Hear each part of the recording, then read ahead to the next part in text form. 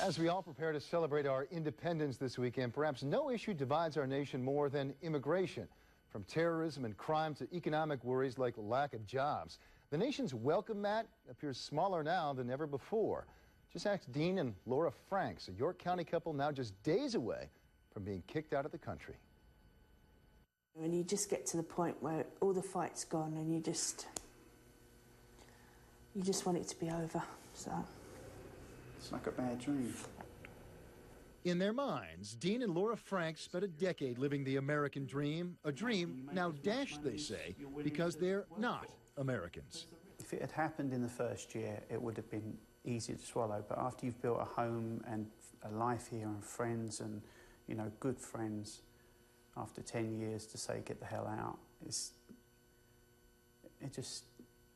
there's no way you can describe how that feels. It's just wrong. For a decade, the Franks built up Laura's Kitchen, a small but popular local restaurant in Wells, now shuttered and for sale. That's because the E-2 visa they legally had for years, twice renewed with no problem, was suddenly denied last year. The reason?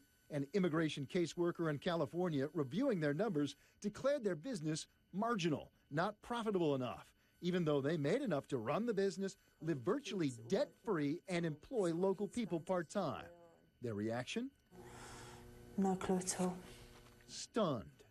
A reaction shared by their lawyer, now working their case for free. They're operating debt-free and live frugal lifestyles. That didn't count for anything to them. Longtime immigration lawyer Dan Moranci of Verrill Dana says he's seen a shift in recent years by the feds towards small foreign-born business owners like the Franks. It seems like more and more what we're seeing from the service is the inclination to say no. They're going to look at your revenue and they can come to a decision like this based purely on what they make of a particular number.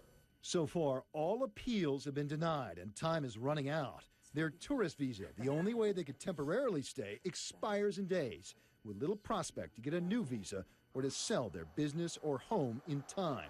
A life they spent years building, now denied. We'll probably end up losing everything anyway because we're not entitled to work, so we can't make any money to pay bills. So it'll probably all go to the bank.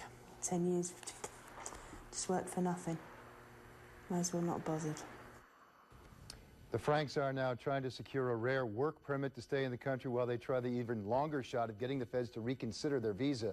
Meantime, according to documents, the feds insist they applied the law as it stands, deeming the Franks marginal and standing by the decision. We also talked to representatives of Maine's congressional delegation. All agree the Franks seem to do everything right, but got caught by tightening standards and something an official in Senator Collins' office refers to as a, quote, bureaucratic maze.